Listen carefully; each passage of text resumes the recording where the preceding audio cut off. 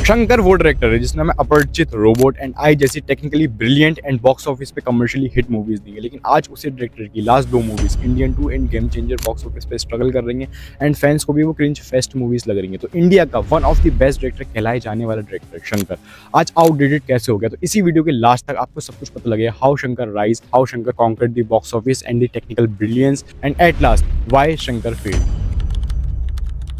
In the 90s and 2000 Shankar ने एक ऐसा फार्मूला क्रैक कर लिया था जिनकी वजह से उनकी मूवीज़ क्रिटिकली अक्लेम्ड तो होती थी, बट उसके साथ साथ उनकी मूवीज़ कमर्शियली सक्सेसफुल भी रहती थी।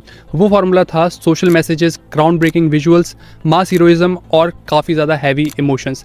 जैसे कि उनके करियर की स्टार्टिंग की मूवीज़ होती हैं मुतलवन, वो काफ़ी ज़्यादा पॉलिटिकली रूटेड मूवी होती है और सोशल मैसेज कैरी करके चलती है। उसी तरीके से जो इंडियन मूवी आती है कमल हसन के साथ, वो भी काफ़ी ज़्यादा पॉलिटिकली रूटेड, सोशल मैसेजेस और हैवी इमोशंस पे काफ़ी ज़्यादा रिलाई करती है। और इंडियन आज के टाइम पे काफ़ी बड़ी कल्ट क्लासिक मूवी बन चुकी है। और उसके बाद मेरी पर्सनल फेवरेट मूवी अपरिचित, वो मूवी साइकोलॉजिकल डेप्थ और सोशल मैसेजेस को इतने अच्छे से ब्लेंड करके हमारे सामने रखती है, और उसके ऊपर से विक्रम का वो आइकॉनिक परफॉर्मेंस उस मूवी को काफ़ी ज़्यादा परफेक्ट मूवी बना देता है। और इन मूवीज़ के बाद शंकर का नाम इंडिया के काफ़ी बड़े डायरेक्टर्स की लिस्ट में आ जाता है। बट शंकर इसके बाद भी रुकते नहीं है। उसके बाद वो लेके आते हैं शिवाजी द बॉस। उस मूवी के डायलॉग आज के टाइम पे भी सोशल मीडिया पे काफ़ी ज़्यादा रेलेवेंट हैं। और उसके बाद वो लेके आते हैं रोबोट मूवी, जिस मूवी ने इंडियन सिनेमा में पहली बार इतनी अच्छी VFX और CGI को इंट्रोड्यूस करा। और उसके बाद आई मूवी आप जितनी बार चाहो उतनी बार देख लो, वो मूवी भी काफ़ी ज़्यादा टेक्निकली इनहेंस थी उस टाइम के हिसाब से। और ये सारी मूवीज क्रिटिकली अक्लेम्ड थी, लोगों को भी काफ़ी ज़्यादा पसंद आई थी, टीवीज पे भी बहुत ज़्यादा देखी जाती थी। बट इसके बावजूद भी इन मूवीज़ ने बॉक्स ऑफिस पे भी बहुत अच्छा कलेक्शन करके दिया था। अगर मैं शिवाजी द बॉस की बात करूँ तो वो मूवी 60 करोड़ के बजट में बन के 150 करोड़ का कलेक्शन करती है। क्यों हिला डाला ना। और रोबोट मूवी भी उस टाइम ऑलमोस्ट 300 करोड़ का कलेक्शन करती है और उस ईयर की highest crossing movie of the year बनती है। इवन खान्स की मूवीज को भी रोबोट पीछे छोड़ देती है, जो कि काफ़ी ज़्यादा बड़ी बात है। और आई मूवी भी 240 करोड़ का कलेक्शन करती है। और आई मूवी के बाद आती है फिर वो मूवी जो कि तमिल इंडस्ट्री की हाईएस्ट क्रॉसिंग मूवी है, जिसका रिकॉर्ड आज तक नहीं टूटा है। वो मूवी है रोबोट 2.0, जिसने मैसिव 660 करोड़ का कलेक्शन करा था, इवन मिक्स रिव्यूज के बाद भी। बट इसी मूवी से शंकर के लिए प्रॉब्लम्स भी स्टार्ट होती हैं। गेम चेंजर मूवी के गानों का बजट ही 75 करोड़ था। इतने में ऑलमोस्ट KGF चैप्टर 1 बन के रेडी हो गई थी। खैर शंकर का ऑब्सेशन बड़े बड़े सेट पीसीस एंड बड़े बड़े गानों से बहुत पुराना है। शंकर की एक मूवी आई थी 1998 में जीज, जिसमें शंकर ने 7 वंडर्स पे जाकर शूट करी थी। उस मूवी के उस गाने का बजट ही 2 करोड़ था एंड वो काफ़ी ज़्यादा परफेक्टली फील भी होता है उस टाइम के हिसाब से। बट आजकल ऐसा बिल्कुल नहीं है। पहले ऐसा लगता था कि शंकर की क्रिएटिविटी काफ़ी ज़्यादा फट रही है एंड वो अपनी मूवी में नहीं दिखा पा रहे हैं, तभी वो उस क्रिएटिविटी को उन गानों में लेकर आते थे एंड वो दिखाते थे परफेक्टली।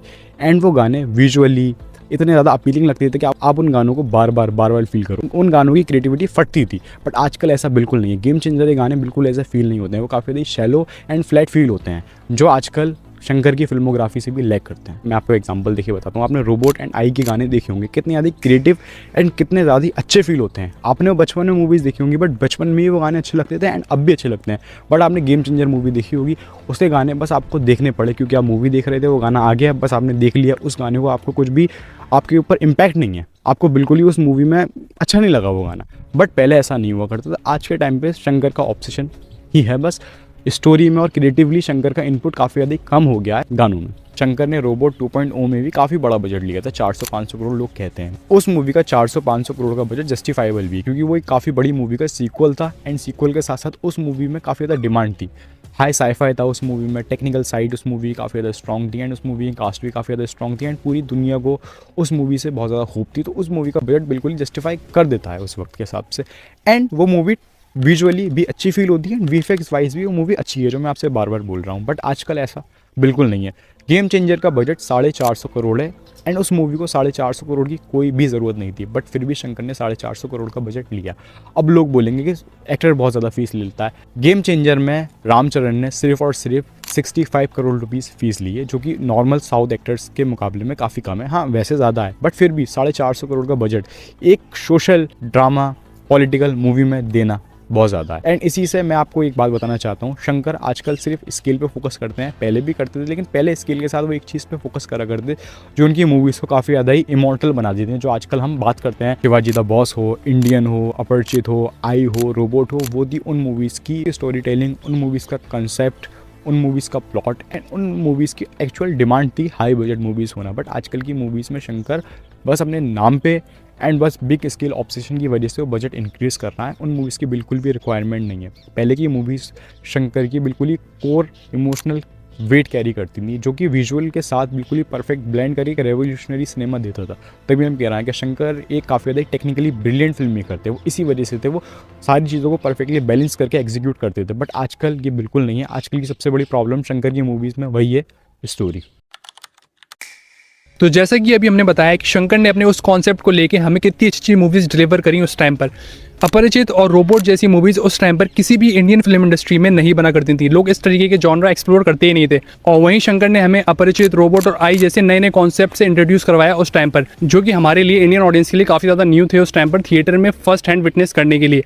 बट वहीं अब की अगर हम बात करें तो रोबोट 2.0 हमें कुछ भी ऐसा नया इंट्रोड्यूस नहीं करती है जो कि रोबोट ने ऑलरेडी उस टाइम पर हमें नहीं करा हो।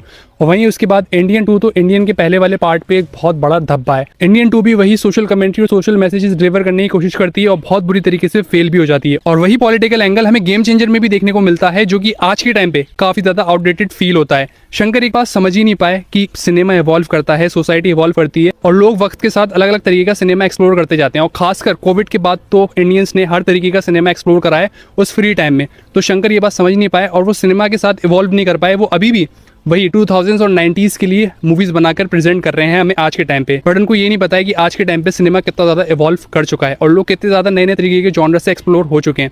बट शंकर वहीं अपनी पुरानी थिंकिंग में फंस चुके हैं। जो डायरेक्टर कभी विजनरी कहा जाता था अपनी मूवीज़ की वजह से, वो खुद आज वक्त से हार चुका है और आउटडेटेड कहा जा रहा है। शंकर की मूवीज़ पहले के टाइम में सोशल मैसेज काफ़ी ज़्यादा इफेक्टिवली बता जाती थी, बट आज के टाइम पे वही सोशल मैसेज शंकर की प्रॉब्लम बन चुका है। आजकल की शंकर की मूवीज़ में वही सोशल मैसेज काफ़ी ज़्यादा रिपीटेटिव, ओवर एक्सैजरेटेड एंड काफ़ी ज़्यादा ही disconnected to the modern reality feel होता है। एंड यही वजहों की वजह से शंकर का जो यूएसपी था, शंकर की जो स्ट्रेंथ थी, सोशल मैसेज, आज के टाइम पे वही शंकर की वीकनेस बन चुका है। बिकॉज ऑफ शंकर की मूवीज़ ऐसा फील होती हैं कि वो मूवीज़ काफ़ी ज़्यादा ही लेट रिलीज़ हो रही हैं। ये मूवीज़ बन तो आज से 10-20 साल पहले चुकी थी, बट आज के वक्त पे रिलीज़ हो रही हैं। ये मूवीज़ इतना ज़्यादा आउटडेटेड क्यों फील होती हैं? क्योंकि शंकर टाइम के साथ बिल्कुल भी ग्रो नहीं करे। वो जो सोशल मैसेज आज से 15-20 साल पहले चला करता था ना, वही शंकर चाहते हैं कि आज के वक्त में भी चले, बट ऐसा नहीं हो सकता। शंकर पहले काफ़ी ज़्यादा वे अहेड ऑफ इस टाइम थे, बट आज के टाइम पे सच में वो काफ़ी ज़्यादा आउटडेटेड हो गए हैं। 2000s में एंड 2010s में भी शंकर को राजामौली से भी बड़ा डायरेक्टर माना जाता था। शंकर की फिल्मोग्राफी राजामौली से भी उस वक्त बहुत ज़्यादा अच्छी थी। यहाँ तक कि Shankar one of the best director थे उस टाइम पे इंडिया के। बट आज के टाइम पे शंकर बिल्कुल भी ग्रो नहीं करे। इसी वजह से शंकर की फिल्मोग्राफी काफ़ी ज़्यादा आउटडेटेड हो गई और वहीं पे राजामौली काफ़ी ज़्यादा ग्रो कर गया। राजामौली ने हर एक डिपार्टमेंट में ग्रो करा, चाहे वो टेक्निकल हो, चाहे वो विजुअल हो, चाहे वो स्टोरी टेलिंग हो, हर एक चीज़ में राजामौली ने ग्रो करा। एंड राजामौली अभी तक ग्रो करते हुए आ रहे हैं, तभी राजामौली इंडिया के बिगेस्ट डायरेक्टर बन चुके हैं। एंड इसी वजह से शंकर भी काफ़ी ज़्यादा आउटडेटेड फील होते हैं, क्योंकि हमारे सामने डायरेक्ट कंपैरिजन है। क्योंकि शंकर के सामने सिर्फ राजामौली नहीं है, आज के वक्त में काफ़ी और भी ज़्यादा फिल्म मेकर हैं जो अच्छी अच्छी फिल्में बना रहे हैं, चाहे वो लोकेश कनगराज हो, चाहे वो नाग अश्विन हो, चाहे वो एटली हो। ये सारे फिल्म मेकर काफ़ी ज़्यादा इवॉल्विंग सिनेमा लेकर आ रहे हैं। ये अपनी हर आने वाली मूवी पिछली मूवी से अच्छी बनाते हैं, हर मूवी को ग्रो करते हैं, हर मूवी को पहली मूवी से ग्रैंड, हर एक चीज़ में बड़ा बनाने की कोशिश करते हैं। सिर्फ स्केल पे नहीं, उसकी स्टोरी टेलिंग, उसकी मैसेजिंग और रियल वर्ल्ड से इम्पैक्ट लेके वो मूवीज़ बनाते हैं। बट शंकर बिल्कुल भी ऐसा नहीं कर रहा है, वो बिल्कुल ही पुराने वक्त में अटक चुके हैं। एंड यही चीज़ उनको काफ़ी ज़्यादा ही आउटडेटेड फील कराती है विजनरी से। पहले वो विजनरी हुआ करते थे, बट आज के टाइम पे उनके ऊपर आउटडेटेड का टैग लग चुका है। जो इंसान वक्त के साथ आगे नहीं बढ़ता है, वक्त उसे पीछे छोड़ देता है। लेकिन ये वही शंकर हैं जिनकी मूवीज़ उस वक्त वे अहेड ऑफ इस टाइम कही जाती थी। तो हम शंकर से कुछ अच्छा एक्सपेक्ट कर सकते हैं। शंकर आने वाले वक्त में कुछ नया कॉन्सेप्ट, कुछ विजुअली अच्छा या कुछ काफ़ी ज़्यादा आर्टिस्टिक या कुछ ऐसा जो आज तक इंडियन सिनेमा में नहीं बना है, वो शंकर देने का पूरा दावा रखते हैं। शंकर ने ऐसा बहुत टाइम पहले करा है, तो आज के वक्त में भी शंकर ऐसा कुछ कर सकते हैं। लेकिन ऐसा होने के चांसेस बिल्कुल ज़ीरो हैं, क्योंकि गैस करो आप, शंकर की नेक्स्ट मूवी कौन सी है? वो है इंडियन 3। तो बस होप रखते हैं, क्या पता अच्छी निकल जाए, क्या पता कुछ हो जाए। एंड आप बताओ आपकी फेवरेट शंकर मूवी कौन सी है? आपका फेवरेट शंकर सीन कौन सा है? आपकी फेवरेट शंकर मूवी का कैरेक्टर कौन सा है? बस कमेंट कर देना। यहाँ तक वीडियो देख लिए, लाइक कर देना, शेयर कर देना, सब्सक्राइब भी कर देना एंड अपने शंकर फैंस को शेयर कर देना ये वीडियो। एंड अगर आप राजामौली से रिलेटेड कुछ ऐसा देखना चाहते हो तो इस वीडियो पर क्लिक करके देख सकते हो, और आप प्रभास से रिलेटेड कुछ देखना चाहते हो तो इस वीडियो पर क्लिक करके देख सकते हो। तो guess I will see you at the movies.